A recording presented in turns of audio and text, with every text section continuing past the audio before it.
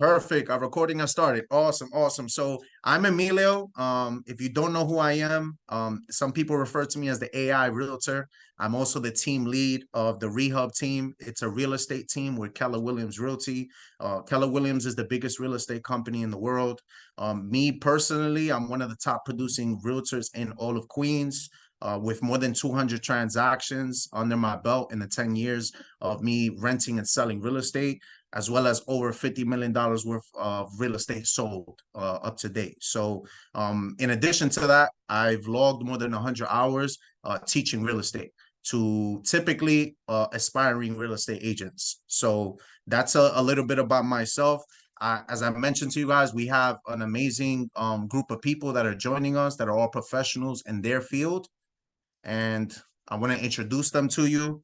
We have Rich Nails with Cardinal Financial. He is a mortgage expert, and we're going to be digging into a lot of you guys' questions when it comes to interest rates, how to qualify, so on and so forth.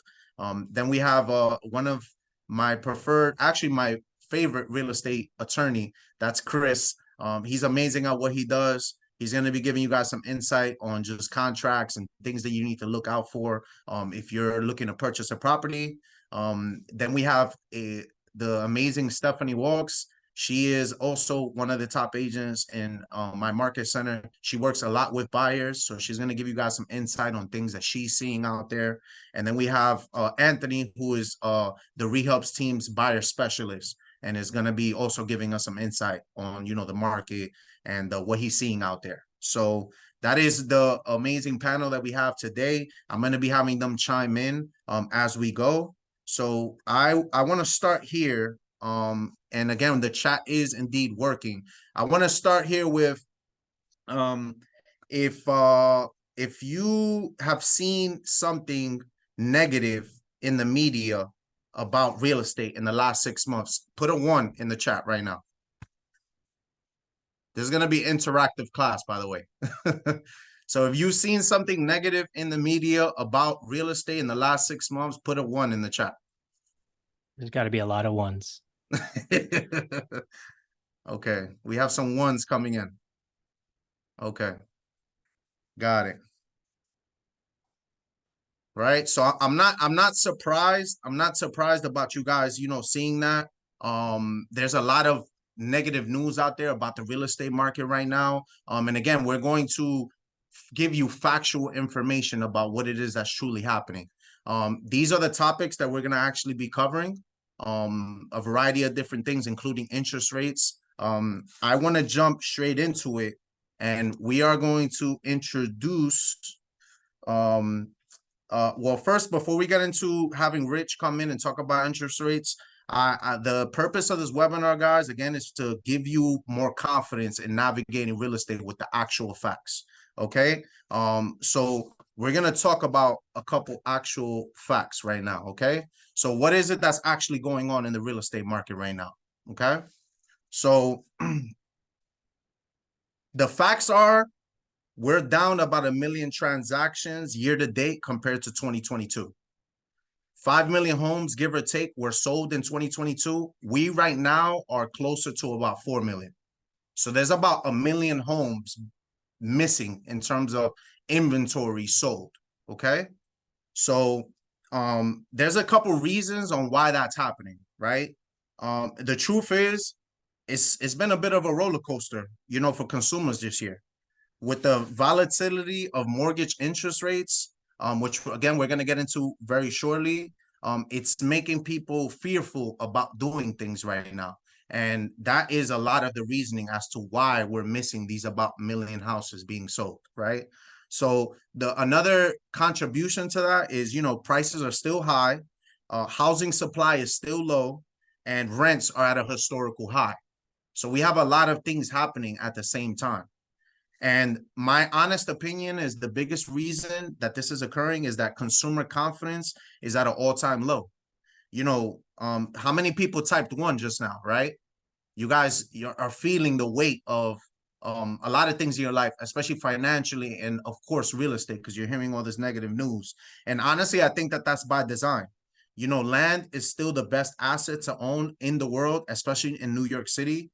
And it's really not beneficial for the powers that be, for everyone to know that. And that's why I commend you guys for being on this webinar, because you're seeking the information so that you can do what you feel like is best for your family instead of, what the agenda is, right?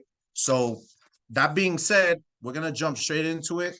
I am introducing Rich Nails, which with Cardinal Financial. Rich, you want to say hi to the people? Yes. How's everybody going?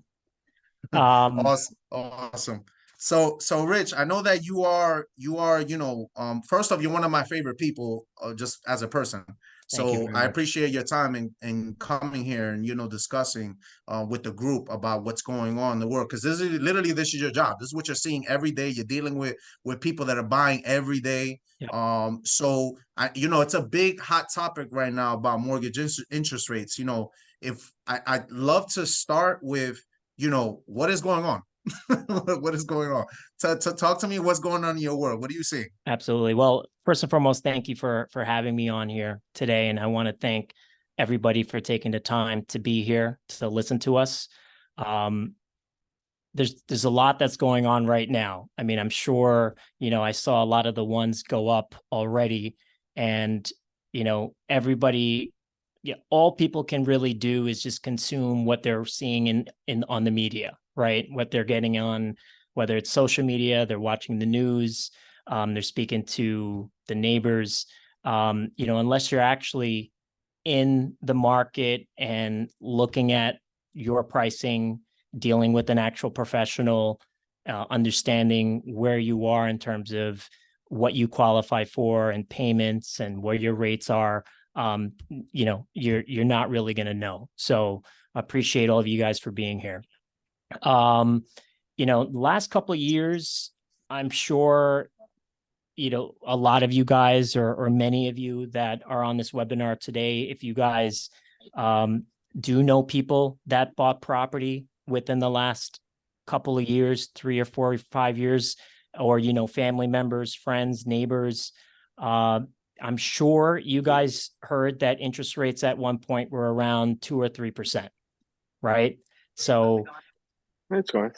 Yeah. So it's a lot has happened in the last couple of years. What we're seeing right now in the last couple of years have been just an enormous amount of volatility in the market. Okay. A lot has contributed to that. There are several major events that caused this. One notable, the COVID-19 pandemic, right? So what happened during this time? This is the time that the world literally stood still, right? There's an economic shutdown. There were so many financial uncertainties. And because of that, it caused central banks in many countries, and of course here in the US and the Federal Reserve, to lower key interest rates to historic lows. All right. So we, at that time, the federal funds rate, which is what the Fed uses to kind of control their monetary policies, the federal funds rate was literally 0%. They were trying to make borrowing more affordable. The government encouraged consumer spending. They wanted more investments, more real estate transactions. They wanted people to buy because of what happened, the economy being shut down. So that was probably one of the bigger mistakes, on top of a couple other events that happened. I mean, in 2021, when the economy kind of opened up again, there was a big, that was kind of like the recovery time, but we started seeing a lot of inflationary pressures, right? Because of all those factors, because of supply chain disruptions, pent up consumer demand, and then, there were substantial government stimulus packages, right? The government was just giving money away. They wanted the economy to start spending money. They wanted to bail people out.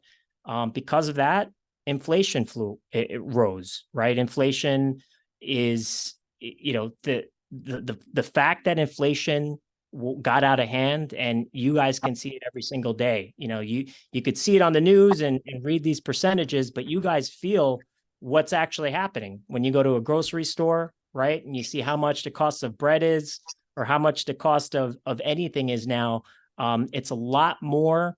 And unfortunately, our pay hasn't really rose as quickly as the cost of living rose. And that's what we're seeing. We're seeing a rise in inflation. It's causing higher interest rates.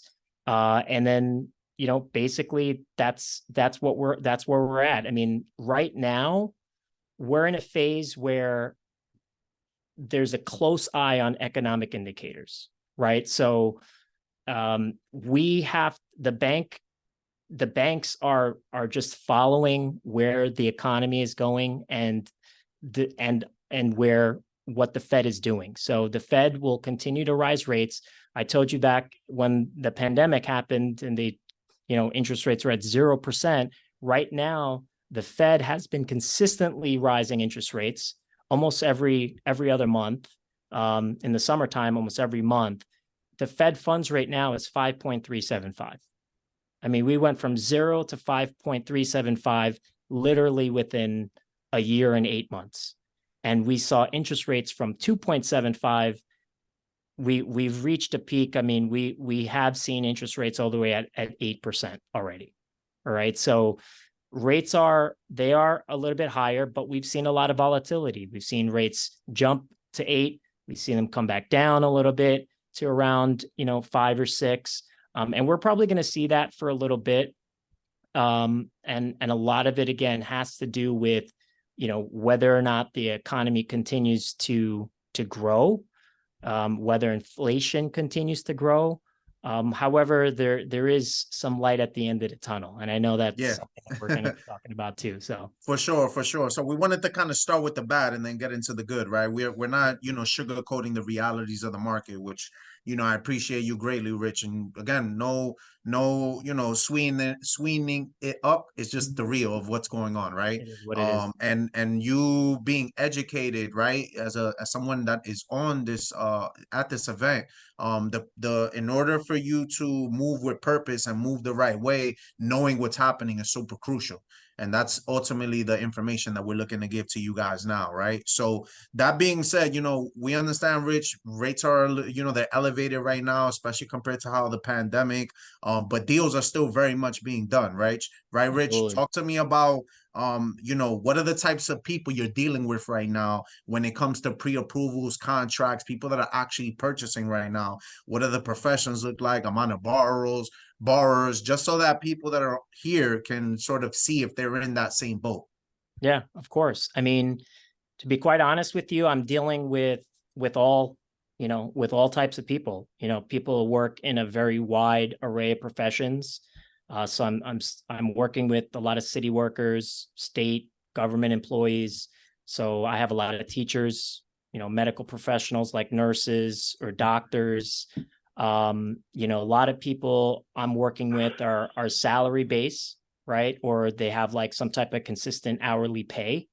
The type of loans that I do for them are what they call full documented loans, which basically mean they just have to show their income in order to qualify.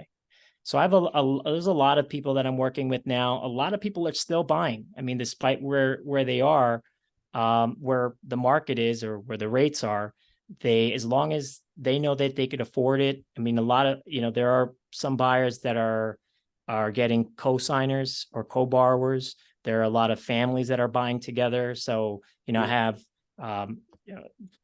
father, mother, and I have their children going on the loans, so there's a lot of ways that you could still purchase properties these days, as long as you have enough income to qualify.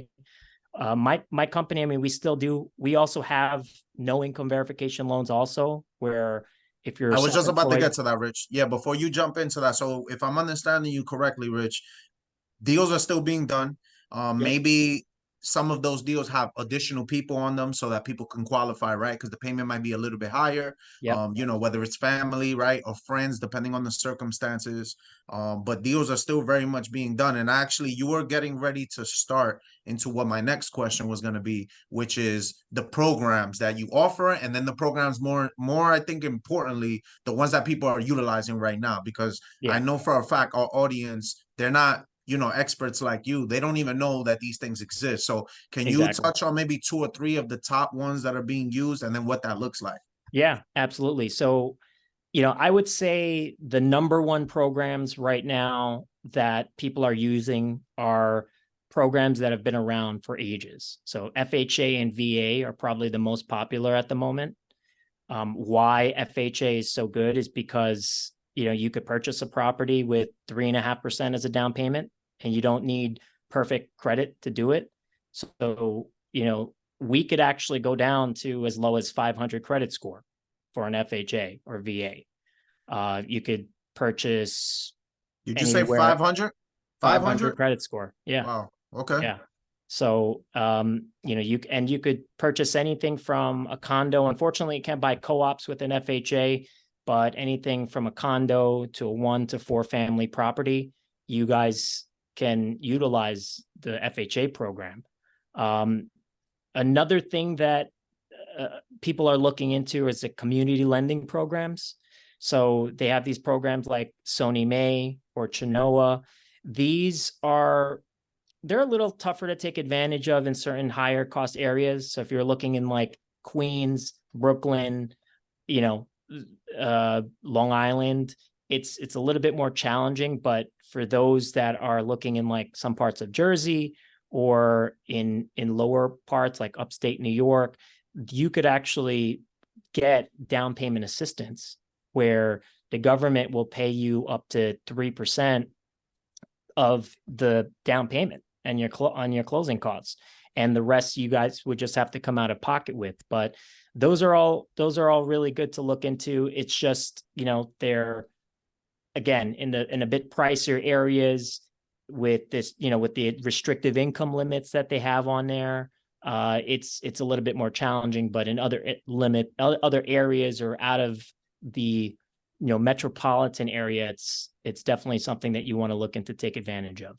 But Rich, you were talking about one in particular, and I know that one is very popular right now, no income loans. Can you talk right, about that? Because yeah, a lot of exactly. people think that they're restricted by their taxes or what they claimed or all these different things. Can you talk about what that looks like?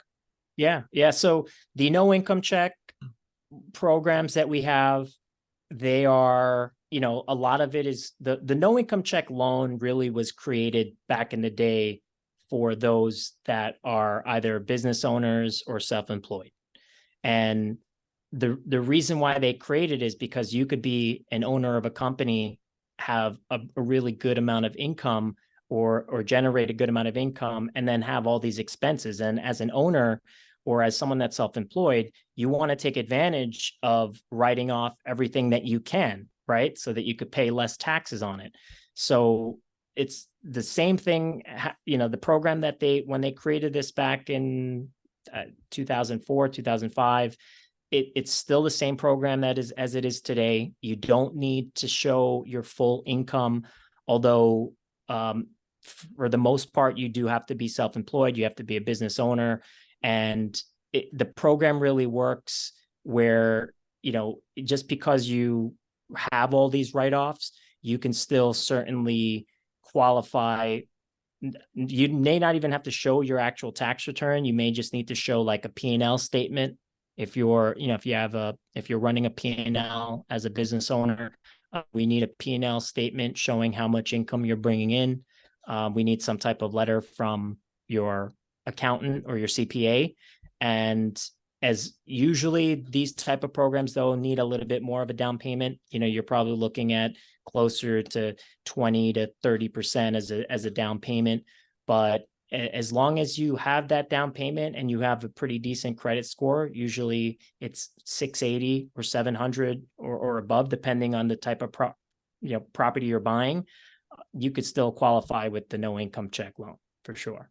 So Rich, if I'm understanding you correctly, right? If somebody has 20 to 30% of what they're looking to purchase, right? And they're self-employed. So 1099, right? That's what we're talking about. Someone not on W-2. Right. In the event of having a minimum 20 to 30%, they can potentially purchase a property without having to file taxes, showing all of what they're making and having to pay the taxes on that, to do it this way rather, right?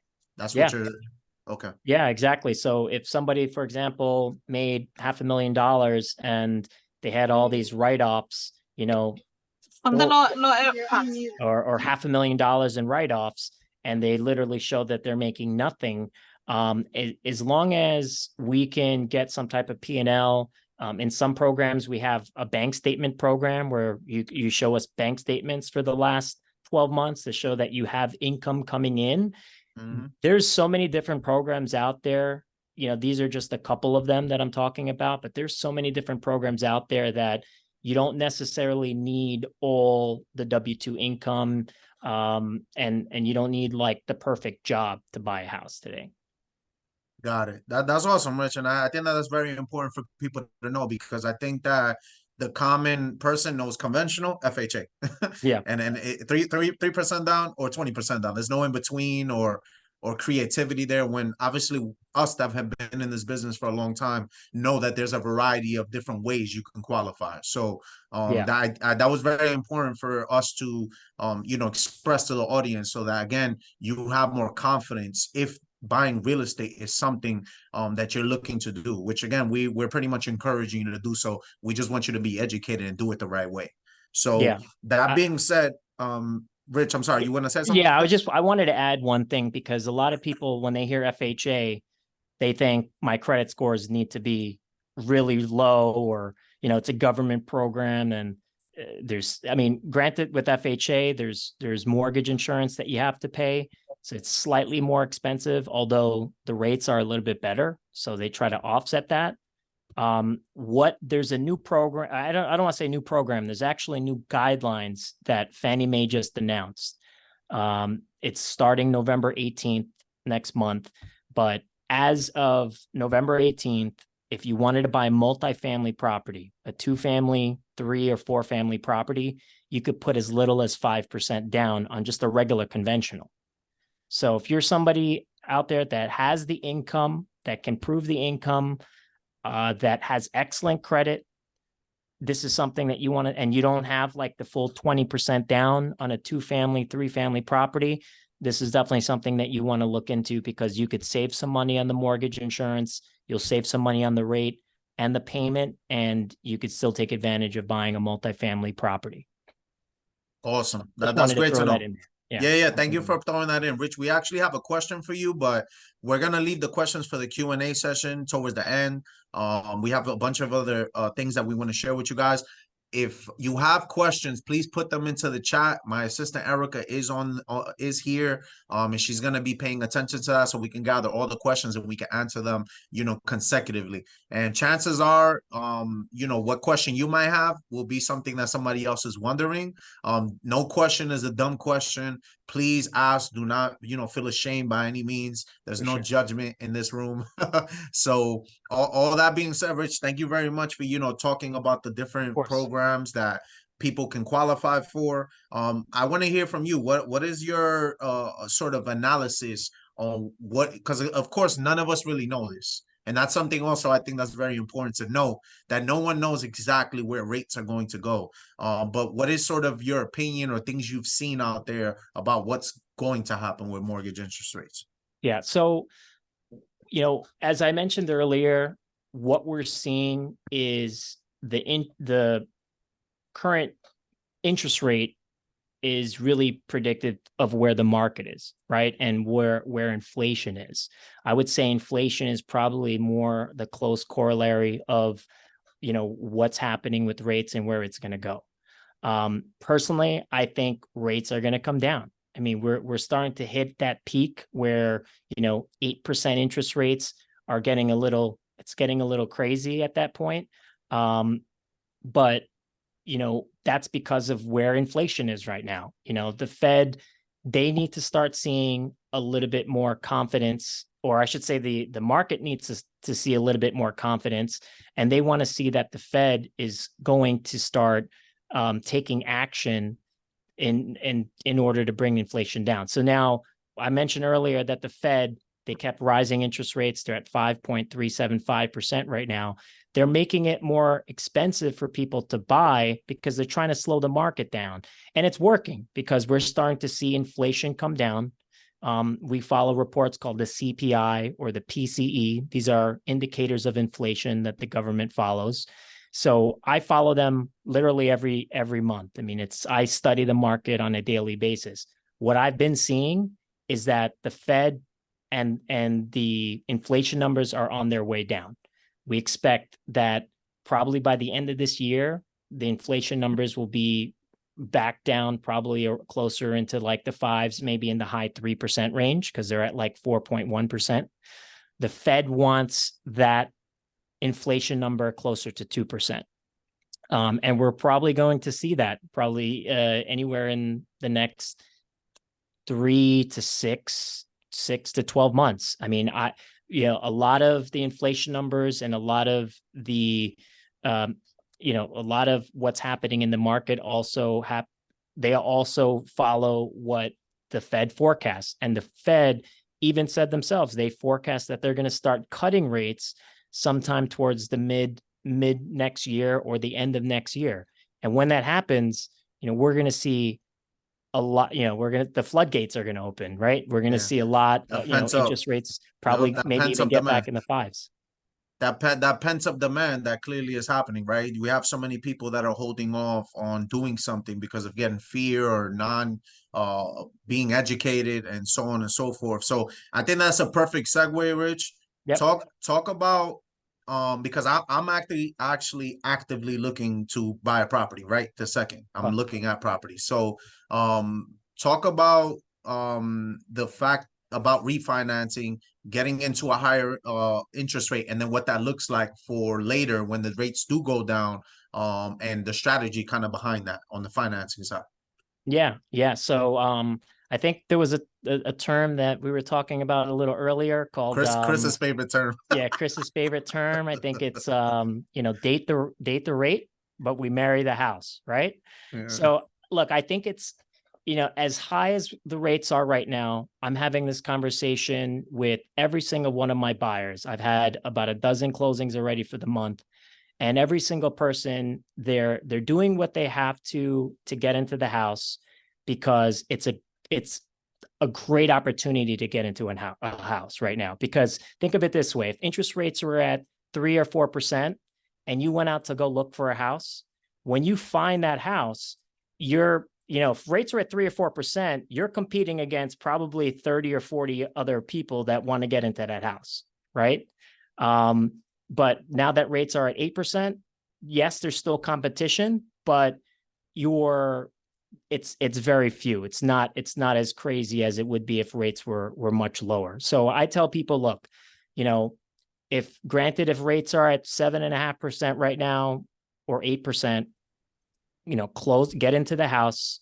You got into the house probably paying a pretty good price and, not as much competition, but you got into the house, right? Because what's going to happen is that once the market does get better, and we know for sure it will, it's all cyclical, right? I mean, my predictions are everybody's predictions because, for the last 100 years, we've been seeing markets go up and come back down and crashes and recorrections, right? So that's what we're expecting. We're expecting the market to correct itself. And when it does, if you're closing right now at 7.5%, and let's say you're buying a $500,000 property, if you're able to, get into that house, and then in 6 months from now, or even a year from now, rates drop back down to 5.5%, that 2% on $500,000 could potentially save you $400 or $500 a month. So I mean, as much as I don't like to tell people to buy a house and, based on the rates falling, I would never tell anybody to do that. If you buy a house, you have to be able to afford that house, right?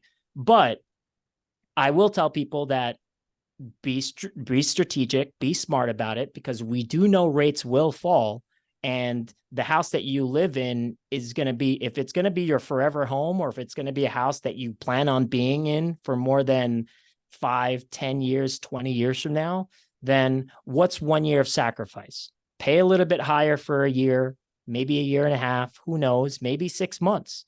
Pay a little bit more for right now. When rates come back down, There's a lot of refinance options where basically we could pay off your existing loan and give you a brand new loan at a lower rate. The cost is very minimal, and I could, kind of explain that in more detail with people individually, and I could explain how those fees are very cheap. But the process is simple. I mean, it happened last year. There was a major spike in November last year. Rates were similar, around 7.5. And then in January, we saw a drop where rates fell down to 5.75. Every single person that I closed, I brought back, I refinanced them. It took me anywhere from 6 to 9 days to refinance them. And I lowered everybody's payment substantially. So we're going to see that. We're going to see a lot of volatility in the next year still. All right, Rich. So, Rich, that was super informative. There's a couple questions that are geared to you. Again, guys, we're going to have a Q&A session at the end that won't be too far from now. We'll get back to those questions just so we can ask them consecutively. Rich, that was very helpful. I'm actually going to ask you about paperwork also. That'll be my Q&A question for you later. But that was awesome. Pretty much, if I understood you correctly, the smart thing to do if you're in the financial position and you can afford a mortgage payment right now, you get into the house, you date that rate, and then you when rates do come down, you do a refinance, and now you've got your home, and then you're lowering your payment for when obviously the market corrects itself, right? Yeah, exactly. Awesome. So, Rich, thank you for your contribution. We really appreciate it. I'm gonna be moving us along on the agenda here, and I'm gonna be inviting my favorite real estate attorney. His name is Chris. He's on the call with us, and he's going to be chatting with me about more about what's happening in the real estate market right now. So, Chris, welcome. How you doing? Thank you, Emilio. Thank you for having me on this excellent panel, and hopefully we can provide some good knowledge and information to everyone that's viewing to help with their next real estate purchase. I love it. That's great, Chris. So, Chris, your job predominantly is you're representing sellers and buyers on the legal side in terms of a transaction, correct? Correct. Awesome. So what are the things, Chris, that you're seeing in the deals that you're working on right now on the buyer side? What's some of the stuff that you feel like maybe would be beneficial for the audience to know? Because you're the one actually not drafting, usually reviewing these contracts and helping the clients out on the buy side. So I'm going to piggyback on some of the points that Rich mentioned today. One of the most important points is that obviously there's more opportunities for purchasers. 2 years ago, 3 years ago, you saw these lines out the door down the block for the open houses. It was really a seller's market. So the sellers had all the cards in their hands. So they were asking purchasers to waive things like appraisal contingencies, mortgage contingencies. They weren't willing to make repairs. They weren't willing to make any improvements on the properties. And now you see that there's been a shift in power where now a purchaser can come in. Sellers are not asking for anything to be waived. The prices are a little bit more negotiable, and the purchasers are actually able to negotiate repairs as well as improvements on the property, where that wasn't something that sellers were willing to entertain 2 years ago, or even a year ago, maybe. Wow. So Chris, if I'm understanding you correctly, what you're seeing, because again, you're the one really negotiating these things, right? Typically. So what you're seeing out there is because the demand has sort of dropped, the sellers are kind of forced. The buyers that are out there willing to give them around what they're looking for, they kind of need to bend backwards a little bit for these buyers, and give them, kind of what they're asking for the most part. Exactly. You see the sellers more willing to work with buyers on contract terms, closing timelines, repairs, improvements. So there's a little bit more flexibility in that aspect, where maybe 2 years ago, as you know, buyers were being asked to waive important contract clauses like contingencies on appraisals, contingencies on the mortgage overall, or basically being told that if you do an inspection, it's for informational purposes only. Don't come back and ask us to fix or repair anything. Wow. So I mean, listen, trying not to be biased here, obviously no one wants to pay more for anything, right? But the reality is, the difficulty in, say, the market that we were in the pandemic, when the rates were, say, 2% and 3%, you had 100 people interested in one home, and sort of the things that you needed to do to actually get that house, like waiving and then all these things that might come up on an inspection, or if the home isn't even the value that you agreed on, and they want to bring that up on you, you know, you were at the mercy of the market versus now where you have leverage, right? The other point that I forgot to mention is I don't hear my clients coming in saying, hey, we're paying 50,000 above asking, 100,000 above asking anymore either. So that's another thing where you don't see these bidding wars where, you know, the properties are getting sold for above asking, where the sellers are nervous about the property not even appraising, so they're asking the buyer to waive the appraisal contingency. So these are some of the things that you currently don't see, you know, from my deal sheets and from negotiating contracts right now with the current market. So piggybacking to what Rich said, you know, although the rates are higher, you know, you could maybe, I guess, small in or lessen the gap by asking the sellers to do things like repairs or renovations or improvements, and maybe negotiating the price better to compensate for the higher rate that you're paying at this point in time. So you have that basically. That's huge. That's huge, right? Because the sellers know, just like we know rates are high, sellers know rates are high, right? So, you know, they're kind of in a position where they have to sort of negotiate and come to terms with that. So that's great to know. So Chris, I have another question for you. So what are some of the additional things that someone can do to prepare themselves to buy? We talked about the financing aspect. I know me and you, we just recently had a client where we helped them out with a title report, and there were some things that they needed to sort of sort out on their end to be able to make it a nice seamless transaction. But maybe that's one example. I know there's some other ones that you'd like to share. What sort of some stuff that people can do to gear up to buy? Well, you know, and I said this on our previous webinar, the first thing is to have your team all set up before you even start shopping for properties, right? So don't wait until the last minute to hire a real estate attorney.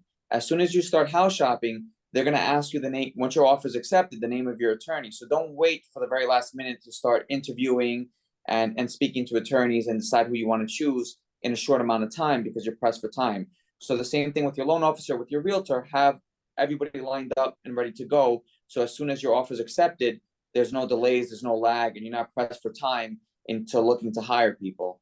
You know, the other thing is have a home inspector ready so you can do a home inspection. You know, we advise everyone to do a thorough home inspection on the property. Even if, you know, the house looks cosmetically old and you're planning on renovating or you're planning on, you know, improving certain parts of the house, just bring a home inspector in to make sure there's no structural issues or major issues that you weren't planning on allocating money to after you purchased the property. And then, you know, obviously everyone's saying the clause and the saying, and that we're all laughing about, you know, date the rate and marry the house. The other thing that I'm going to mention that's important to know is that when you do refinance later on, if you want to lower your rate, you can remember to do what's called the CEMA, which stands for Consolidation Extension Modification Agreement. And what that does is that saves you money from paying the mortgage tax again. So what you'll basically be paying mortgage tax is your current unpaid principal balance on your versus your new loan amount. So that'll save you a significant amount of money because obviously if anyone has looked at their closing costs, the mortgage tax is very expensive. So by doing a CEMA, even though you're refinancing in a short amount of time, you won't have to repay the mortgage tax again at least. That's great. That's great, Chris. Thank you for sharing that. That's some awesome information. I love that you talked. I know that, you know, it may seem biased because you're a real estate attorney. So you first mentioned, you know, get yourself a real estate attorney.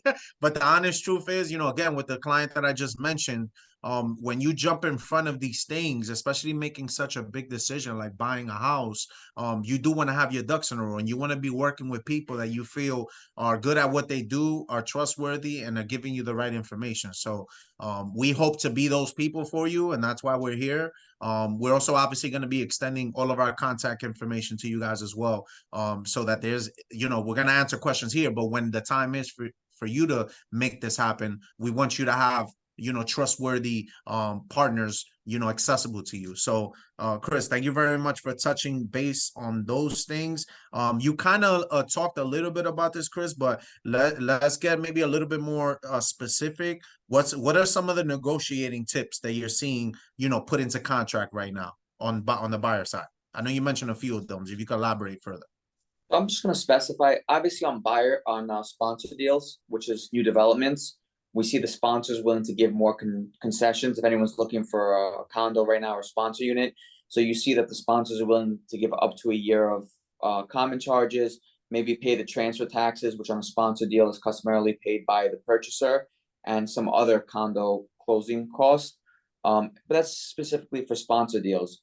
As far as your regular resale transactions, you see that sellers are a little bit more flexible. They're willing to give buyers an extended closing time period to maybe sell the property in order to buy their property. In addition, they're not asking for, like I mentioned before, for things to be waived, like a mortgage contingency or an appraisal contingency.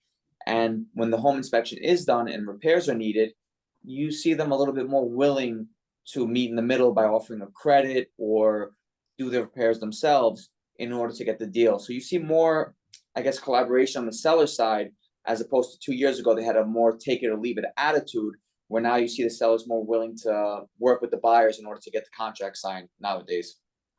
Got it. Great, Chris. So that definitely helps a lot, especially if people are going to be locking into higher interest rates. You want to be able to at least negotiate, right? So it sounds like you are able to do those things. And the benefit of that is that you get the seller to do some of these repairs, you don't really have to come out of pocket and come up with the liquid funds after closing to do these repairs, because if the seller has them done, it kind of gets rolled into your mortgage at that point, because there's no additional fees after closing of liquid funds that need to be paid out of pocket.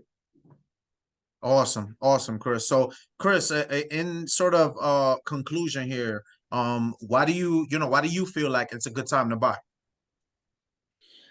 I'm very pro real estate. I think it's a great place to have your money, but also it's like everything else. If you're able to get a good deal and you make a smart purchase, it's never a bad time to buy real estate.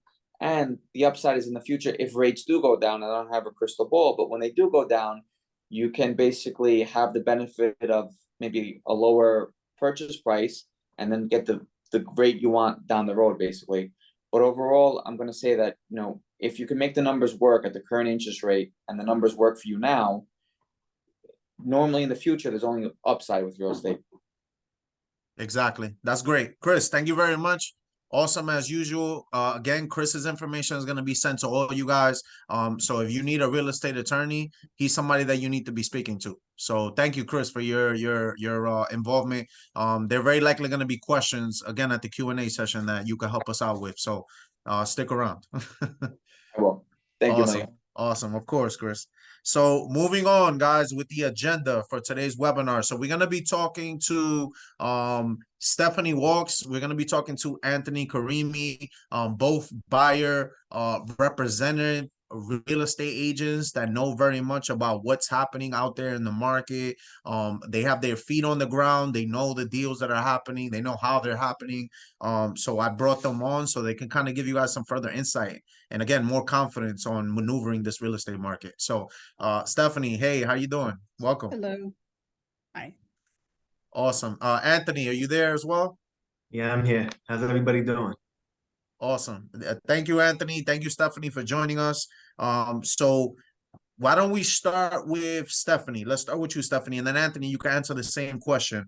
What is important right now for someone looking to buy? What do they kind of need to know? Or ways to empower them to maneuver this and feel confident about them buying a property? Well, I think the two most important things is one, to be prepared. And by being prepared, I mean, check your credit, make sure you have your down payment money, have your pre-approval, just know what to expect in the whole process, that type of thing. And the other is to have a strong team to work with. I like that. So those are the two things I think are most important. That's awesome. I like Stephanie too. She concise to the point, straight there. I love it. Anthony, if you can share with us the same question. Yeah, so I honestly think the most important things if you're looking to buy is, of course, don't give up. You want to keep looking and always be proactive, not reactive. So despite everything that's going on, there's going to be something out there for you that you're going to be able to find. I love that, Anthony. So pretty much, the message that you're conveying is, it's I like to say it's kind of like the lotto, right? You got to be in it to win it, right? Exactly. So, being active, even if you do not pull the trigger on the homes that you're looking at least being out there and looking at stuff is in your best interest, right? So you can find that right house. 100%. Awesome, awesome. I like that. I like that a lot. So that being said, moving on to the second question for you guys. What are you seeing out in the field for serious active buyers right now? In terms of you going out and actually showing, what are you seeing out there? Well, what are some things that you'd like to share with the audience? So again, they can prepare themselves. Well, for me, what I see working with buyers is that the people that are serious buyers, they they get prepared and then they take action. They don't want to see 10 houses. You know what I mean? Like they'll honestly, most of my buyers will see like maybe 5 houses and they'll make an offer. They'll find something they like and they'll make an offer. They're not trying to spend a whole bunch of weekends and a whole bunch of time going from house to house. That's one of the things I see for sure. Okay. That's great. Anthony, how about yourself? Yeah, so I fully agree with what Stephanie said. I mean, the buyers I've been taking out recently, I would say, of course, you have to see a few houses, and of course, the inventory is low. But as long as you're active and aggressive, you're gonna find the house and you're gonna beat the competition, as in other buyers that are looking too.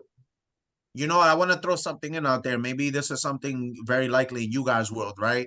I think for some people it might sound intimidating, right? Hold up, I've only seen 3 or 5 houses. How do you want me to make this big decision and buy this $500,000 house or $1 million home, right? Well, the things at least that we do on our team, and Stephanie, I'm certain you do the same. The consultation in the beginning and getting on the same page about what you're really looking for, what's important to you.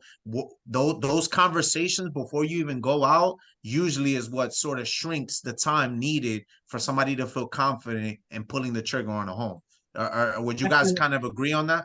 Yeah, I definitely agree. Also, another thing that I find is important is that they know the value of the homes. You know what I mean? So if we're looking at houses, they know that what costs 700,000 isn't a $500,000 house. Does that make sense?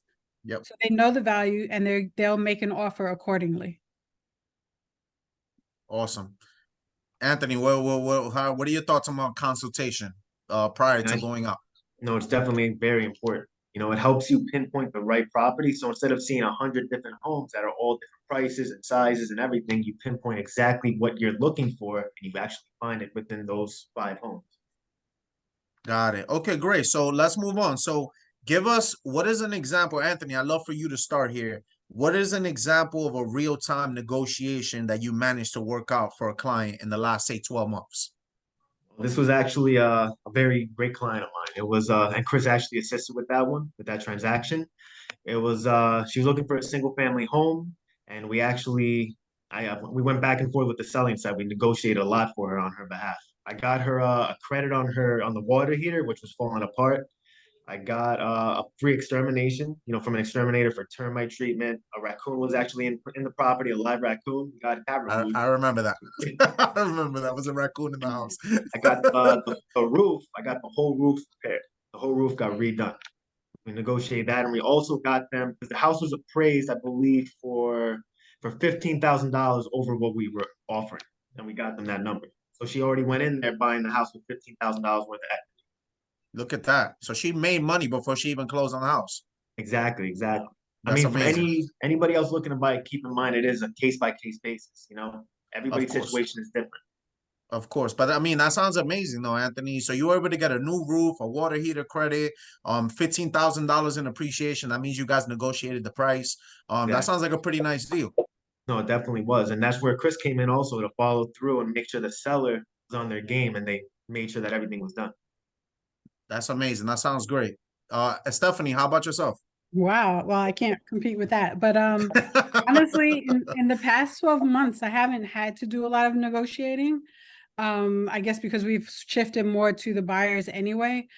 But I was able to get one client's offer accepted, even though it was not the highest offer. I convinced them that my client was the better client because their financials were so strong. And with that, I had to work, of course, with the mortgage person, and it worked out and they just closed. Look at that. Congrats to them. That's awesome. That is great. That's great. And listen, I think that kind of piggybacks what we've all pretty much said, which is your team makes a huge difference, right? Mm-hmm. Yep. That's awesome. So that being said, last question for you guys. And either of you can answer this question first. Why is it a good time to buy? I think it's always a good time to buy. I mean, what other thing can you buy, use it, and then sell it for more money? Right? So, yeah. That's pretty smart. I like that one. I'm stealing that one. Feel free. Anthony, how about yourself? What do you think? Why is it a So, good time to buy? of course, she told it like it is. It's always a great time to buy. But the thing is, we live in New York City. Everybody knows New York City is one of the most expensive cities in the world. So whatever property you're gonna buy right now, wait, and you live in it for 5 to 20 years, by the time you sell it, you're gonna be walking out of there with some profit. 100%.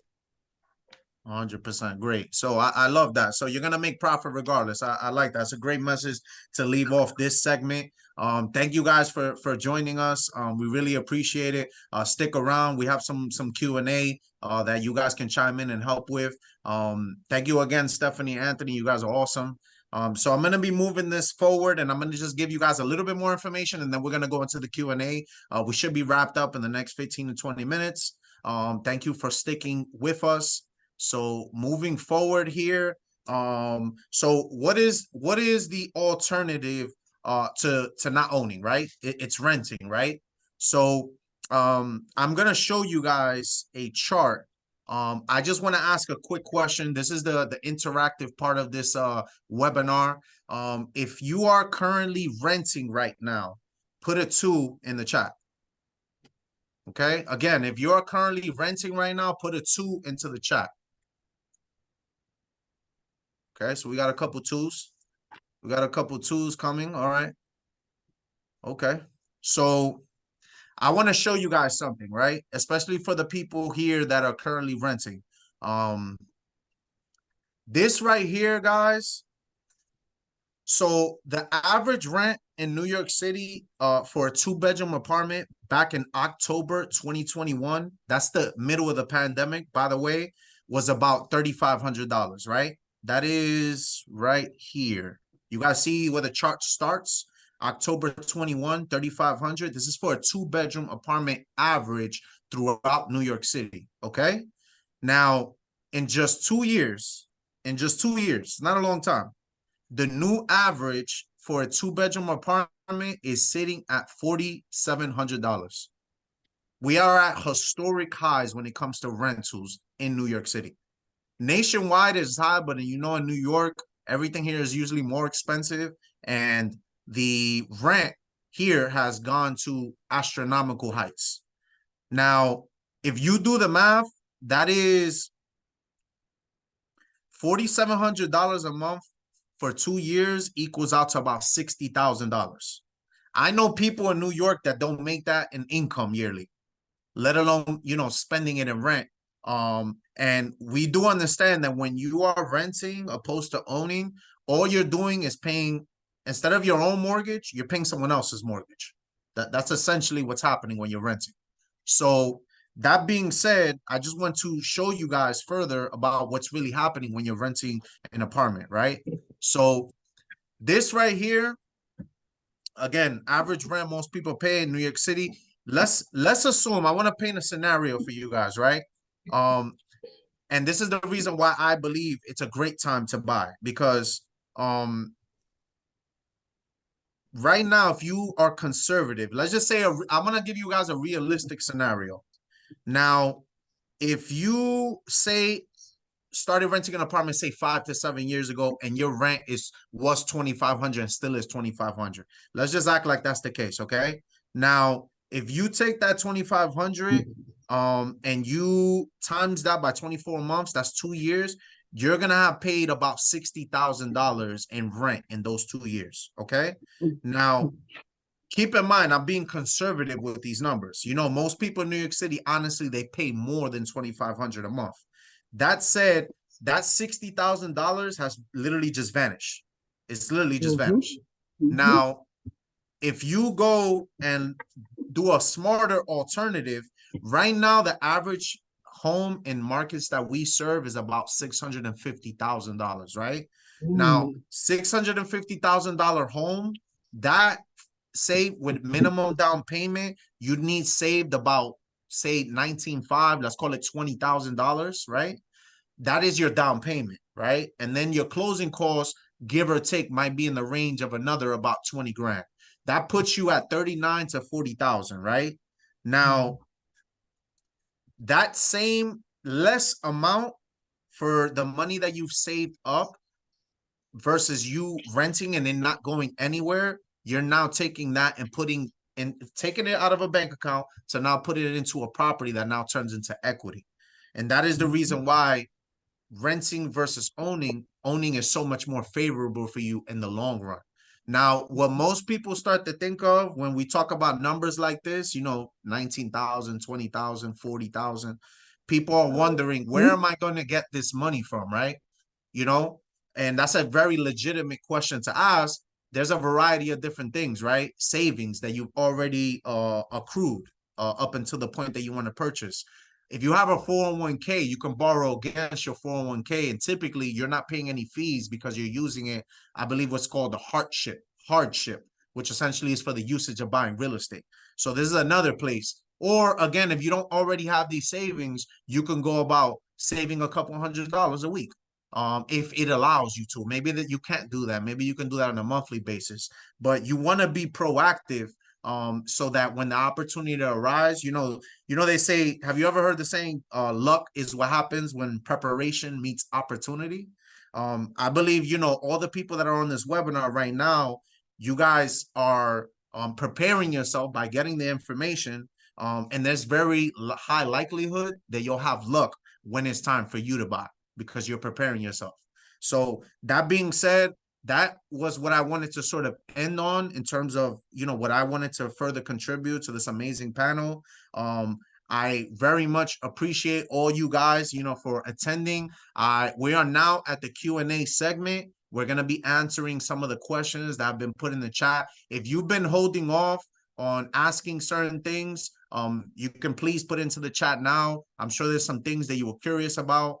Let's get to the first set of questions. I'm going to stop sharing my screen here so I can see you guys. And let's go to the top and see where the first question is. We got some questions coming in. All right.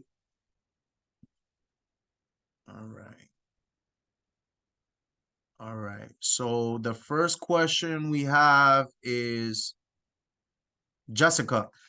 This is a question for Rich.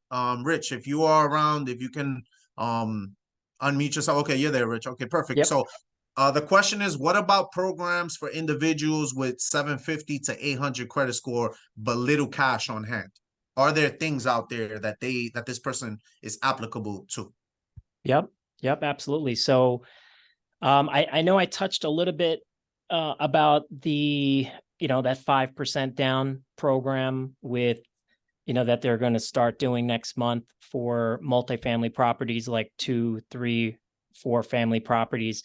But existing today, you can buy a conventional, you could take out a conventional loan with as little as 3%, as long as you keep that loan under the conforming limits.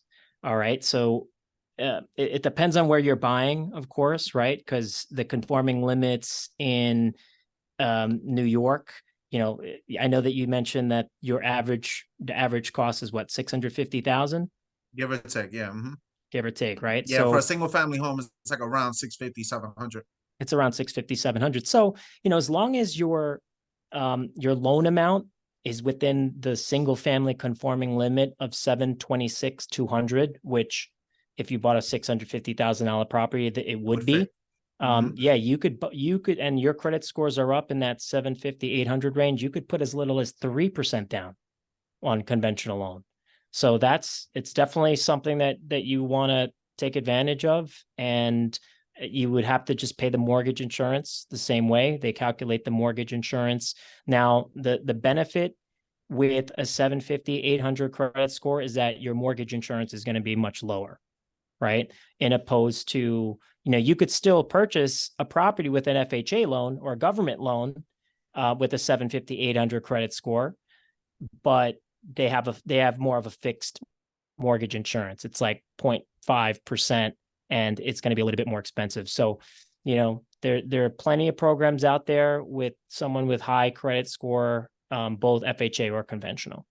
Nice. Thank you, Rich, for answering that. Mhm. Also, by the way, guys, when I ask your questions, if I'm not asking the right way, or if you want to chime in and speak, you can just unmute yourself. That's completely okay. I'm gonna move on to the next question. It's also a financing question. Someone said Fannie Mae 3.5 question mark confirming.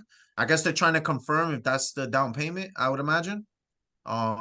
This was NGB or Oh, so is NJB. that for the down payment? I mean, so with Fannie Mae, again, if you're underneath that conforming limit, so Fannie Mae and Freddie Mac, those are the investors that purchased the loans, and we're typically talking about conventional loans. Then you would, as long as it's under that conforming limit, it's 3% down as a 3%. down payment. Yeah. If it's Awesome. above that conforming limit, you could still purchase with a conventional. You just need 5% down. Got it. Yeah. Awesome. Another question that I like this question. Same person. How soon can you refinance after you purchase your property? That's a very good question. So a lot of it depends on who you're closing with. Okay. So for example, a lot of lenders or banks that you close with, they, let's say you were closed today, a lot of them, well, many of them will not want you to refinance within a 6-month time frame. Okay. Reason being is that there's something they call a recapture rate, right? So within 6 months, if you were to close with somebody and you refinance with somebody else, they would have whoever you close with would actually have to pay money back and pay commissions back because of that recapture. So that becomes a challenge. However, if you're going to refinance with the same lender, and there are a lot of lenders like Cardinal, for example, I did a closing last November, and before the guy even made his first mortgage payment in January, we refinanced. So there's really no time, as long as it makes sense to refinance. There's a benefit to you to refinance.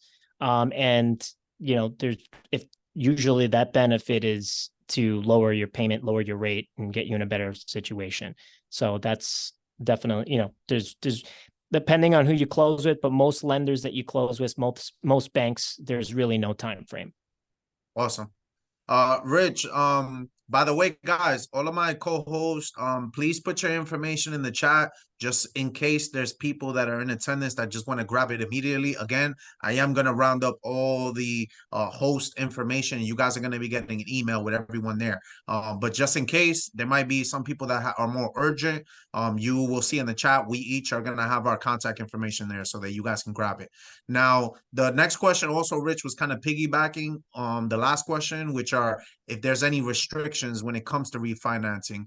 The first thing I could think of, Rich, is a lot of people miss that if you do want to refinance, you typically need to qualify still. So I think that that's something to, emphasize.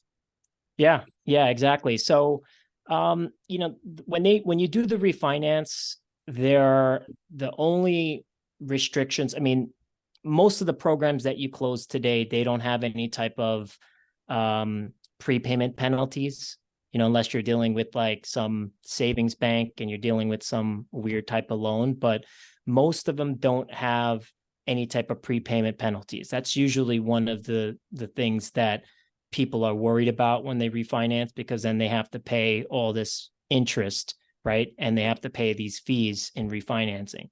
As long as you can qualify, as long as you haven't lost your job and your credit didn't go down into the gutter, and then there's a benefit, like I said, is if your rates were at 7.5% or 8% right now, and you're able to drop it down, the rule of thumb is that you want to drop at least 1% on the rate to see some benefit. We've seen a lot more than that, obviously, because we're just in that volatile market. So typically you're able to refinance as long as you can qualify and there's a benefit to you.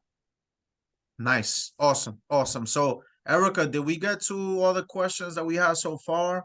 I think we did. Is there anything in addition? Again, you guys don't only have to use the chat. There is one. Is that only for family of 4, or is that for family of 2? Miss Escobar, I'm not sure if you're still in here. Can you elaborate what you meant by that? Not entirely sure. You can speak up or use the chat, whichever makes you more comfortable. And also, again, if you guys have any other additional questions, now is the time. So if I heard correctly, it was the for families of four, I believe, could take out the loan as 3%. Is that only applying to families of three or four, or can that apply? Do you mean by co-borrowers? Do you mean like how many people can actually be on the loan to buy a property, or do you mean the amount of units in a property? The amount of people that could buy it. Okay, that I think that's a great question, Ms. Escobar. Thank you. So, Rich, I think the question essentially is maybe how many people you could put on as co-borrowers, and again, the situations you tend to see. I mean, there's really no limit. I mean, the amount of people buying in a house, though, there is a limit. Like, so for example, if you're buying a 1-family house and it's a 3-bedroom house, but there's 10 people going to be living in that house, there might be a little bit of an issue with that. But it also depends, because there is common sense underwriting, right? So we present everything to the underwriter. So for example, I had a very similar situation where a large family was buying a single family house. There were 3 bedrooms. Father and mother were in 1 bedroom, children were in another bedroom, and then there was a full finished basement, and that finished basement had bedrooms, even though technically a basement isn't considered living space according to the bank. Like, they won't count it. An appraiser won't count a basement as living space when you calculate a square footage. But if it's in an appraisal and we could show that, look, there's bedrooms here, the parents can live, the grandparents can stay here, the other kid can stay here, as long as there's a place that we could put children and other people that are going to be buying in the house, then you could purchase the property. Okay.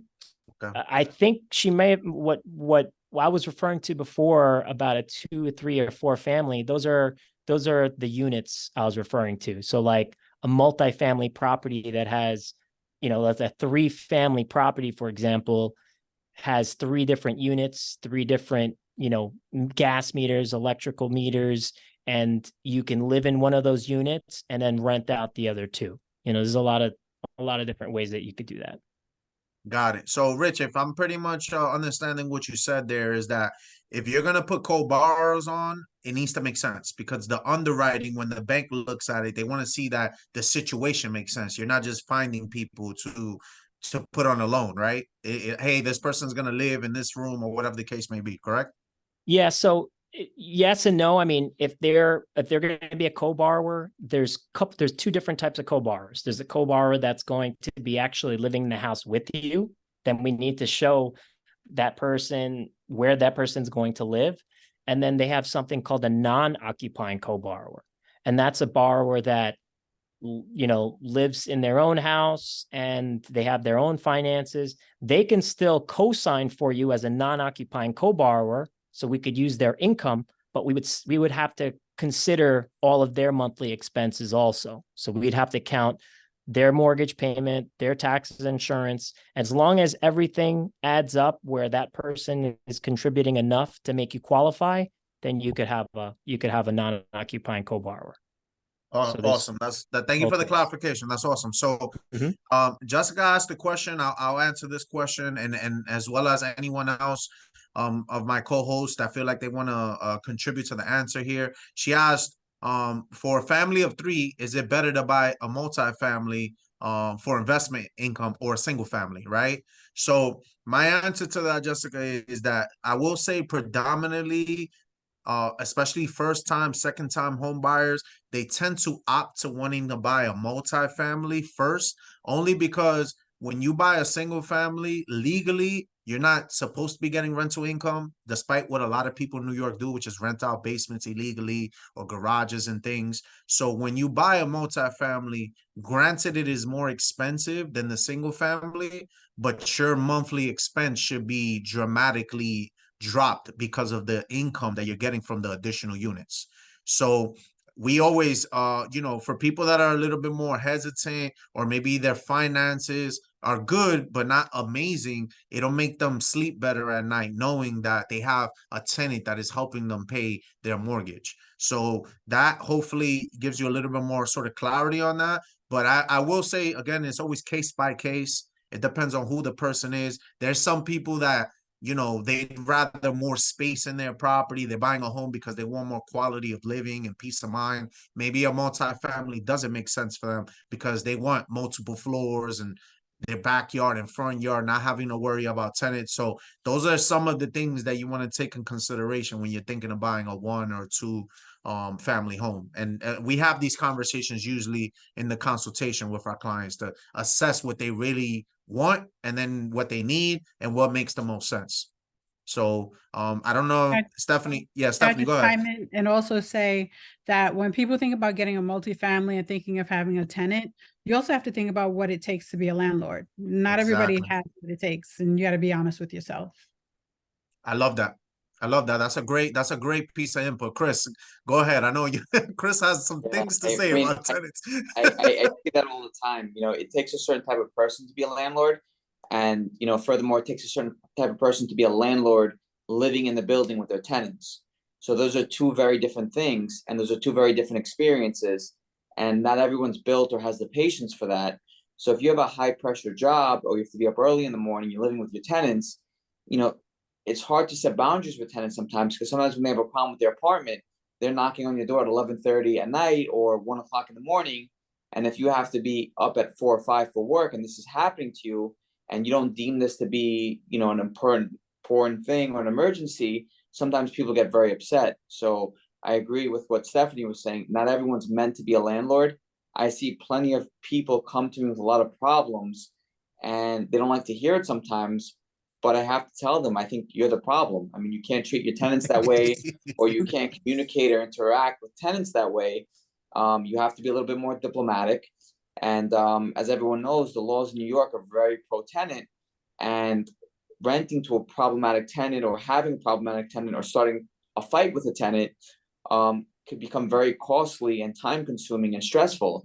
And I see time and time again, these interactions, or maybe lack of communication or problems with tenants, leads a lot of people to selling their properties, and sometimes at a discount, because you're trying to sell with a non-paying tenant that you're in court with. And then especially if you're counting on that rent to make your mortgage payment or pay your bills, it can get very stressful and very complicated, and could leave you with a very bad experience that, might lead you to say some negative things about real estate in the future. You know what? I really love everything that you guys finished saying. I think it's so important. That's really what, again, the purpose of this webinar is for you guys to get the real of what's really happening.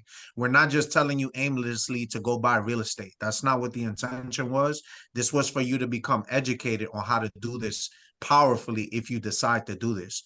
We are advocates of owning real estate because of the appreciation and the smart financial benefit that you get from it, but there are risks when you take when you get into high value assets. Typically there's risk involved. So these are some of the things that everyone has sort of touched on. So again, you go into it knowing how to navigate that, right? So Chris, there was a question for you. I'm not entirely sure what this question is. It says benefit No of risk, CMA. no reward, right? Huh? Say it again? I said no risk, no reward, right? No risk, no reward. Exactly, right? Do you want the reward is the question. So we have a question directed at Chris. I'm not sure what he meant. It says benefit of CMA. NJB, if you're still here, can you elaborate? You can put it in the chat or unmute yourself. We're not sure what you meant by benefit of CMA. If he's not here and people have the same question, I mean, I'll touch on it briefly. The benefit of doing the CMA is you don't pay the mortgage tax twice, so you don't pay as high a mortgage tax.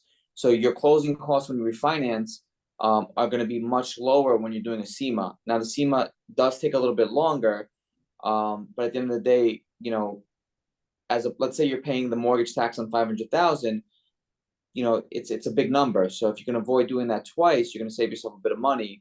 So it's definitely important to do when you're refinancing. It's a lot of people are unaware of it, but you could save yourself maybe tens of thousands of dollars depending on your loan amount by doing the CMA, as opposed to just paying the mortgage tax once again. Awesome. Thank you, Chris. So we have another question. This may be a Rich question. Can you explain how funds for renovation works when buying a home? I'm not sure if Jessica's referring to 203K or something like that. If you Jessica wants to confirm if that's what you meant, Rich, I guess you could talk a little about 203Ks or things like that. Yeah, so there's a 203K loan, which is also an FHA loan that allows you to purchase a property and add the renovation funds into the loan or into the purchase price. There's actually conventional loans for this as well that we have. So it's not just the 203K, we have a conventional loan as well.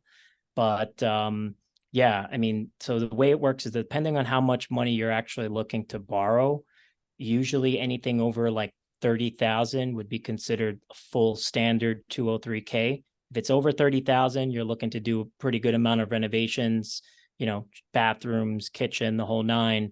Then what you would typically do is you would see a property that you like. Chances are you're going to get a discount on this property because it needs a lot of work, right? Or even not, even if it's a property that is, you know, new and it doesn't need, you know, a lot of work, but you just want to do work to you know, the type of work that you want on it, you can basically add on that renovation cost. So now you do need a contractor. So be very prepared when you're going for a 203K loan. You can't just go out and start putting offers in on properties that need a lot of work and you're saying, I'm going to add it on a 203K. Get a contractor. The contractor has to be licensed, insured, bonded, somebody more likely somebody that has some 203K experience, because the bank does have to go back and forth and get a lot of paperwork from a contractor. But basically, once you have a contractor in place, make sure that contractor is available, you know, when you go and do an inspection, or even when you're going to look at a house, if that contractor can be with you to look at the house and see what needs to be done, because eventually that contractor is going to have to put together a report that gives an entire breakdown of the cost of the labor and the cost of the materials. And then you basically add that amount. So if you're buying a house for $500,000 and there's $50,000 worth of work, which includes materials and labor, you would add that on to that purchase price. So it's almost like you're buying it for $550,000. And then from that number, you could put the 3.5% down. So you could still put 3.5% down for that 203K, take advantage of the renovation that's rolled in there. And as long as the after approved or after appraised value, meaning after you put $50,000 in the house, as long as it's going to be worth more than that $550,000 when it's all said and done, then you shouldn't have a problem. Actually, there's a little bit of a leeway there. It doesn't have to be exactly 550, but you know, it has to be pretty close to it. Awesome. Awesome. Really good stuff. Thank you, Rich, for answering that question. Unless there are any other questions, I want to thank you guys all for being here, my host, as well as the attendees. I hope that you learned something that you didn't already know. That is what the intention of today's webinar was. We're going to be sending you guys an email with everybody's contact information in the event that you need us. We are here to help. All we do is work, so you can contact us whenever. And again, I appreciate you guys. Thank you very much. It was awesome. We'll see you guys on the next one. Thank you. Thank you for having us, Emilio. It was a great panel you put together. It was a great very informative, so thank you for that. Yes, thank you guys for coming. Rich, thank you. Thank you guys very much too. Having me. You guys were great. great. You all for coming. Have a good one. Bye. All right, guys. Take care.